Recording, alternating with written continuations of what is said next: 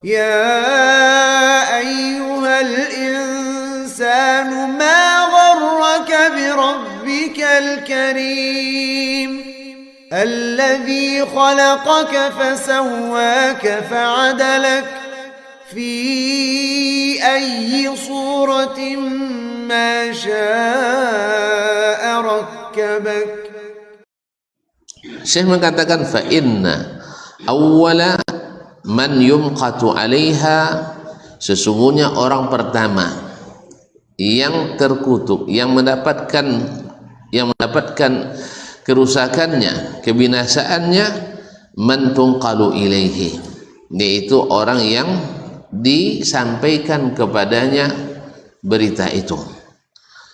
Wa ruya an Nabi sallallahu alaihi wasallam, Nabi sallallahu alaihi wasallam diriwayatkan daripadanya dalam hadis sahih riwayat Imam Al-Bukhari dan Muslim muttafaqun alaih, annahu qala, bahwa beliau bersabda, la yadkhulul jannata qattat, la yadkhulul jannata qattat, tidak akan masuk surga orang yang suka mengadu domba.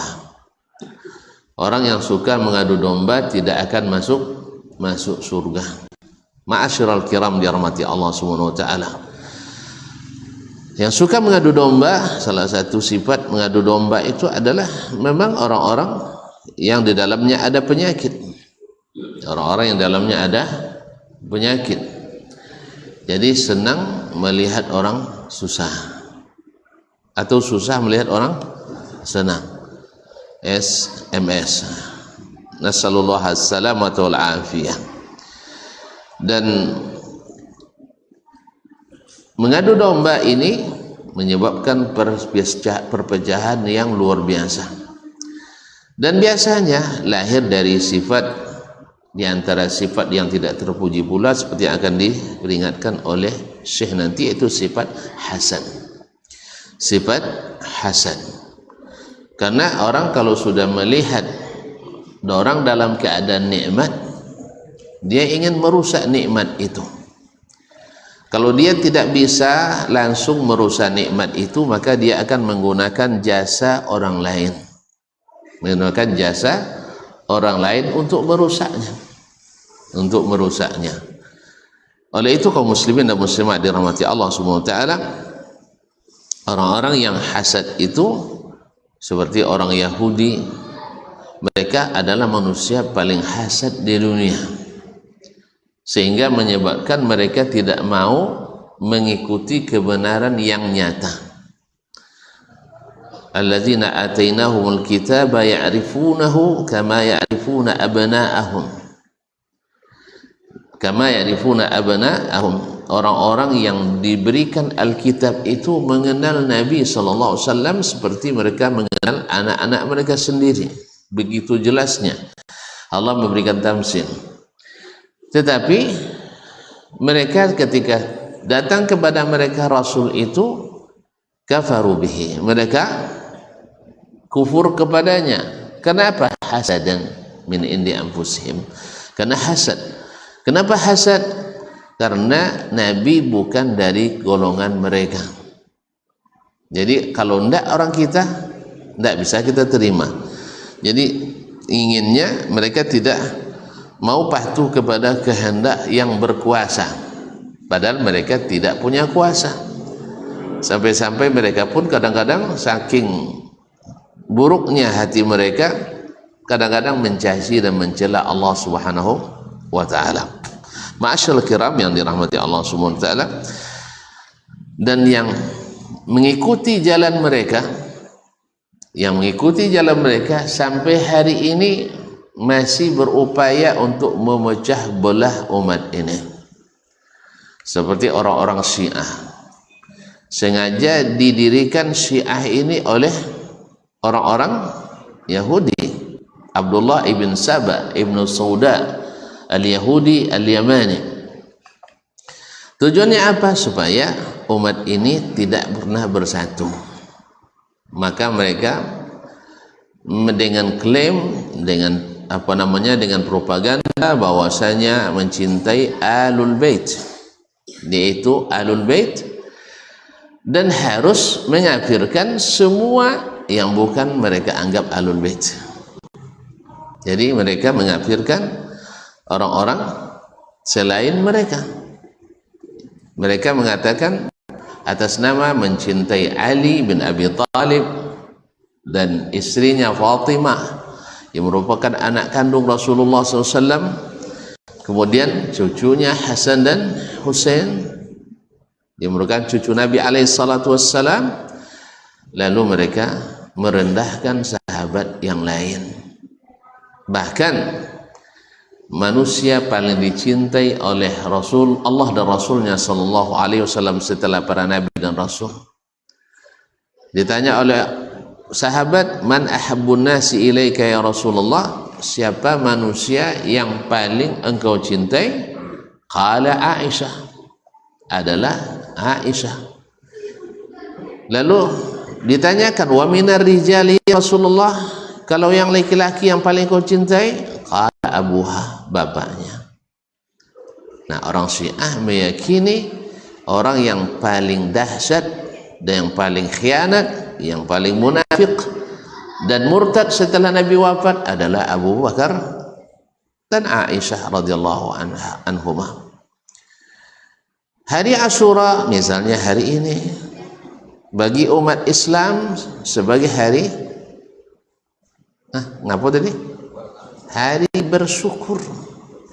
Hari bersyukur, bergembira. Karena pada hari itu banyak terjadi kejadian-kejadian bersejarah besar. Yang sahih, yang tidak diragukan sahihnya adalah hari diselamatkannya Nabi Musa alaihissalam dari kezaliman Fir'aun dan para pengikutnya. Dan kemudian disebutkan pula bahwa hari 10 Muharram adalah hari diterimanya taubatnya Nabi Adam alaihissalam. Dikatakan pula 10 Muharram adalah hari pertama turunnya At-Taurat kepada Nabi Musa alaihissalam. Dan ada yang mengatakan pula bahwa hari itu adalah hari diangkatnya Isa alaihissalam ke langit dan seterusnya. Tapi yang muttafaq ala sihhatihi, yang disepakati sahihnya adalah hari Musa diselamatkan Allah dari kejaran Fir'aun dari Mesir ke Baitul Maqdis. Lalu Musa alaihissalam setelah diselamatkan bukan buat perayaan. Ini yang bedanya kita dengan para nabi itu adalah kalau selesai pekerjaan bikin perayaan, pesta pora, euforia. Padahal Allah SWT mengajarkan kepada Rasulnya bersyukur itu bukan dengan berpesta pora, tapi dengan beribadah. Makanya Nabi Musa alaihissalam, fasamahu Musa syukran lillah. Maka Musa menyunahkan puasa karena bersyukur kepada Allah. Dan Nabi alaihissalam juga puasa sebelum diutus jadi Rasul pun sudah puasa pada 10 Muharram mengikut Nabi Musa dan Nabi sebelumnya. Dan ketika sampai di Madinah didapatkannya orang-orang Yahudi berpuasa pada hari Asyura, Nabi sallallahu alaihi wasallam mengatakan, nahnu ahaqqu bi Musa minhum, kami lebih berhak untuk bersyukur atas keselamatan Musa daripada mereka. Kenapa? Sebab Musa dan Nabi kita satu agama, sedangkan Musa dengan Yahudi hari ini beda agama. Loh, kok beda? Nabi Musa agamanya Islam, Nabi Muhammad SAW Nabi agama Islam, mereka agamanya agama Yahudi. Maka kalau ada orang sekarang nak menjadikan Islam seperti Islam Nusantara, itu adalah langkah awal untuk memisahkan diri dari agama Islam. Dulu orang-orang Nasrani, orang Islam, lalu disebutkan kepada agama Nasiriyah, yaitu tempat di Baitul Maqdis, tempat lahirnya Nabi Isa alaihissalam. Akhirnya menjadi agama Nasiri atau Nasrani. Jadi awal mula kita keluar dari agama ketika menambah-nambah dalam agama. Semakin banyak tambahannya dominan, semakin hilang agama aslinya. Jadi kalau besok Nusantaranya yang dominan, berarti hilang Islamnya. Tapi kalau masih Islamnya dominan, masih Islam yang dicemari oleh keyakinan-keyakinan Nusantara yang tidak sesuai dengan Islam. Tapi kalau keyakinan yang sesuai, tidak ada masalah.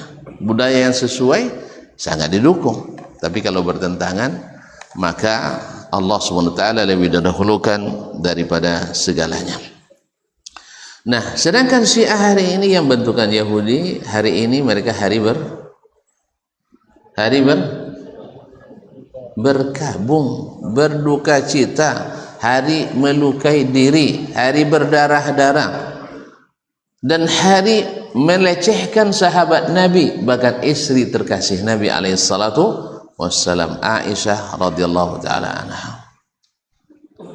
Subhanallah, ada beberapa kejadian tahun ini juga seperti di Bahrain, orang Syiah merayakan nak melakonkan Aisyah melakukan perbuatan terkutuk, dibuatnya haudaj atau haudaj, tempat kalau wanita naik onta kan dibuat dong sudong ketek dete, dong sudong tahu, haudaj tak tahu, dong sudong tentu tahu. Jadi semacam rumah-rumah kecil di atas itu supaya tidak terlihat oleh orang. Nah, dibuatkan di atas onta untuk tempat naiknya wanita. Nah, sekarang mereka buat itu supaya menggambarkan Aisyah melakukan perbuatan zina, na'udzubillah tsumma na'udzubillah. Tapi ternyata ontanya lebih cemburu daripada sebagian kita. Kita mendengar orang Syiah mengatakan itu kan keyakinannya, harus kita hormati. Kalau kita tidak, kehormatan ibunda kita dilecehkan, masa kita harus saling menghargai dengan mereka? Na'udzubillah. Akhirnya ontanya menginjak-injak orang yang melakukan itu. Kabarnya ada yang mati. Walhamdulillah. Mudah-mudahan mati syahid ya. Mati. Na'udzubillah. Kaum muslimin dan muslimat, orang yang paling dimuliakan Allah dan Rasulnya, yang paling cintai Nabi, menjadi manusia buruk seperti itu dalam gambaran hati mereka. Makanya kepada para pemikir, beragamalah bukan dengan pikiran, tapi beragamalah dengan ilmu yang diturunkan. Ya, kalau antum pikir-pikir, sekarang setelah lihat sandiwara dan drama baru ini, orang sudah mulai simpati lagi dengan Syiah Iran. Tak kan awak tahun 70-an lah cuy ya. Awak sangat muda ya. Tapi aku muda lah. Waktu itu ketika revolusi Iran, Masya Allah, anak-anak muda, para aktivis dengan mengangkat yel-yel hidup negara Islam, negara Islam, Republik Islam. Sambunglah Republik Islam Iran. Kan kita waktu itu terpukau oleh Khomeini. Kenapa tidak? Karena dia lama diasingkan, sekarang kembali akan menghidupkan Islam. Tertipu kata itu. Orang-orang hebat tertipu. Kalau tuan-tuan mau saya daftar nama-nama orang hebat yang tertipu, saya siap tunjukkan nama-nama itu dari tulisan-tulisan mereka. Hari ini pun banyak orang-orang hebat yang tertipu. Karena apa? Oh, sekarang jangan bicara tentang akidah, bicara tentang politik. Memang politik bisa lepas dari akidah. Bisa lepas. Komunis bisa berpolitik tanpa akidah? Komunisme akidah apa bukan? Enggak. Nyapu akidah roh? Keyakinan komunis. Mereka melakukan tindakan-tindakan yang tidak terpuji itu karena akidahnya atau karena politiknya saja? Keyakinan. Orang-orang Syiah Rafidah, orang-orang Khawarij, kenapa dia membunuh Utsman bin Affan? Karena akidah atau karena kepentingan politik? Akidah. Tidak mungkin orang akan mengkafirkan orang lain kecuali akidah, dan mengkafirkan itu akan membuat dia menghalalkan darahnya. Kalau dia halalkan darahnya, akan dia bunuh. Kalau dia bunuh merasa berpahala atau merasa berdosa? merasa berpahala. Itulah akidah. Itulah akidah. Jadi kaum muslimin dan muslimat, ada orang nak memisahkan ketika Ibnu Tumar dulu Syekhul Mutakallimin membunuh orang dalam 7 tahun 200.000 orang. Ya, kan mereka kan menghujat Wahabi dalam 40 tahun membunuh 4.500 orang. Bukan membunuh tapi mati di peperangan. Nah, ini syekhnya mereka 6 tahun 7 tahun 200.000 orang. Mana ganir? Mana ganir? Itu ulang lihat. 7 tahun 9 peperangan atau 9 tahun 7 peperangan menewaskan 200.000 orang kaum muslimin Ahlussunnah. Jelas?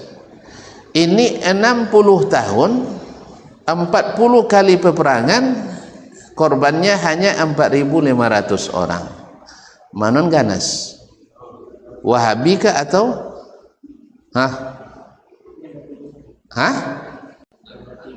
apa? Tentu yang 200.000. Al-Asy'ariyah, Al-Mutakallimun, mereka dalam 7 atau 9 tahun 200.000 tewas. Mereka mungkin boleh pembelaan, itu kan masalah politik. Kalau Wahabi memerangi gara-gara akidah. Mantap juga ya. Masalah akidah.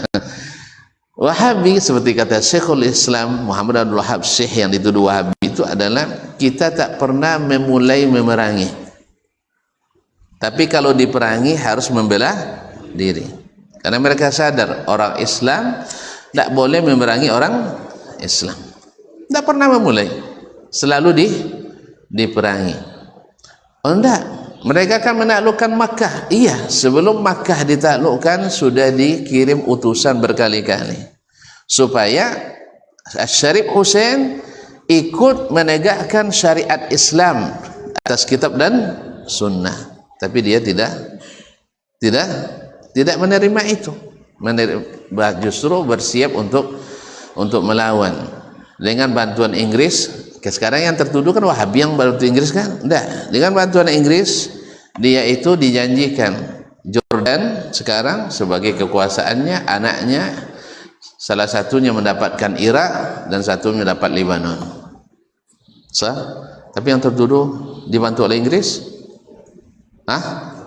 Wahabi lagi. Ala kulli hal, ini sejarah kaum muslimin dan muslimat dirahmati Allah. Nah, orang Syiah hari ini berkabung, orang Islam bersyukur. Kenapa bersyukur? Hari diselamatkannya salah seorang nabi, yaitu nabi terbesar, Nabi Musa alaihissalam. Sedangkan orang Syiah harinya hari berkabung, berdarah-darah, memukul-mukul dada, melukai-lukai badan dengan alasan meratap. Okeylah, Husain cucu Nabi terbunuh tanggal 10 Muharram. Apakah syariat Islam menganjurkan kita untuk meratap? Apa dia lain lah, ambil lah, nyalah lah mau ngaji loh, jauh-jauh dia boleh matok weh, nak kan tak boleh matok dah. Apanya Nabi itu adalah adat jahiliyah. Okeylah, sekarang kita ikut harikan misalnya hari bersedih hari ini nih.